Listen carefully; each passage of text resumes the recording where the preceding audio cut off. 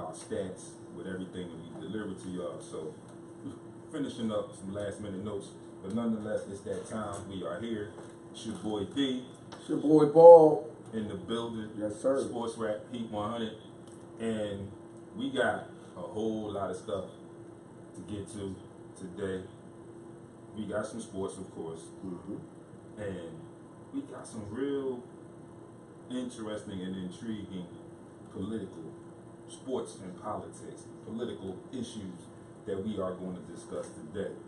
And just to give you a heads up, those are Jabel Hill, the surprising award that was given to Colin Kaepernick over the weekend by the NFL Players Association, and also some Jeffrey Lurie comments and some controversy there. But as always, beginning of the show, today in sports history. In 1946, Joe Louis KO's Tammy Moriello in one round to win the heavyweight boxing title. Shout outs to him. 1955, Willie Mays hits the record-tying 9th home run at Ebbets Field. He ties Joe Adcock for that record. And in 1972, it was the debut of the first black Major League Baseball National League umpire, Art Williams. So, with that being said, we're going to run through the scores real quick, and then we're going to get into everything that we need to get into, because I'm sure it's going to be some time spent on some of these issues. And one of the things that you mentioned, Baldy, in some of the comments in the post, and if you haven't seen the post, folks, the posts are up on Baldy's page on Facebook, and they are also in the group Friends Who Like Heat 100 Sports Rap. Read those, check the comments. We will get to some of those comments, and be on alert. Stand by. The phone lines are open.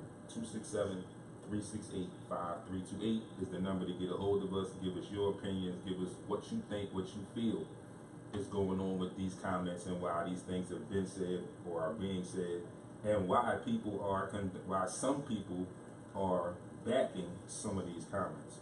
So, week 2 in the NFL, Thursday night, last Thursday, we had Houston in somewhat of a boring Thursday night game. Houston defeated Cincinnati 13-9. And you know, there's a rumor now that some of the Cincinnati players are calling for a hiring of Colin Kaepernick and the benching of Andy Dalton. If we have time, we'll get into that a little bit later. So yesterday's games: Cleveland falls to Baltimore 24-10. Carolina beats Buffalo 9-3. Arizona tops Indianapolis 16-13. Tennessee beats on Jacksonville 37-16. Eagles lose to Kansas City 27-20. New England redeems themselves, beats up on New Orleans 36-20. Minnesota falls to Pittsburgh 26-9. Tampa Bay beats Chicago 29-7. Oakland beats up on the Jets 45-20. And a close one, a thriller, Miami beats the Chargers 19-17. Denver beats up on the Cowboys in Denver 42-17. Washington defeats the Rams 27-20. Seattle barely gets by San Francisco 12-9. And Atlanta beats on Green Bay 34-23. Rounding out this week, week 2 in the NFL will be tonight, Detroit Lions at the New York Giants. Question for that game is, will 13 play? It's a big question. And you know, last week there were a lot of reports saying that he was out 6 to 8 weeks, but he did go on his Twitter or on social media and clear up that situation. And what that meant, what he said was, when he was diagnosed with that injury, it was a 6 to 8 week injury. When these reports were coming out, he was already out 2 weeks. Right. So he was looking at a possible 2 to 4 weeks. So people, just keep in mind, you have to understand, it's supposed to be a system, the way that these teams give out information about these injuries. So they're going to do their best to give you what they want you to know, and not everything that they know. So, with that being said, this is one that we got to get into immediately, I think, because it involves the team here the owner of the team here, and it's one Mr. Jeffrey Lurie.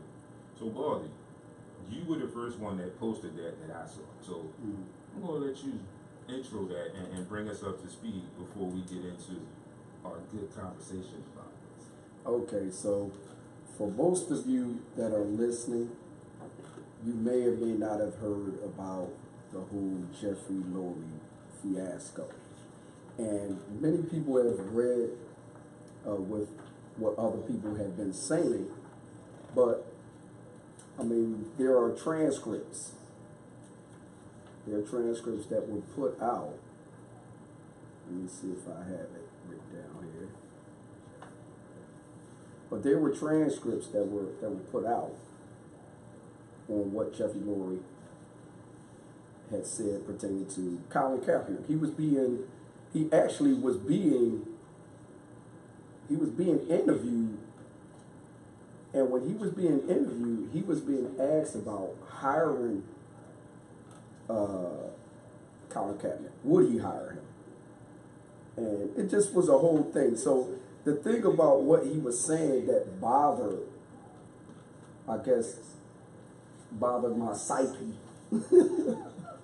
Because, you know, people write things, and a lot of times people are not reading into what people are saying. And a lot of times that gets caught in the wind when someone tries to defend something else. And so what was said by Jeffrey Lurie was that anyone that was protesting the national anthem, they were basically being disrespectful. If I'm right, that's what he said, right? That's pretty so much basically, in the very beginning of what he was saying, he made that statement pertaining to people kneeling while the anthem was being played, and that it was disrespectful.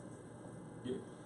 And whether you find it disrespectful or not, you have to then backtrack and find out, well, why is someone kneeling during the anthem?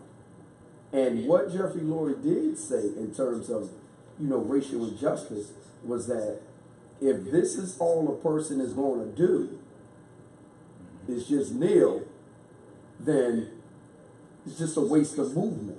It's a waste of time. If all you're going to do is just kneel, but then there's no action on what you're really kneeling for, then it's a waste of motion. But see, when he said that, what made me think was, well, that's not Kaepernick. So why are you even saying that? See, the conversation was about Kaepernick, a man who donated $1 million of his own money to teach people how to function on their rights when they get pulled over. This is a man who donated 100 suits, brand new suits, to parolees who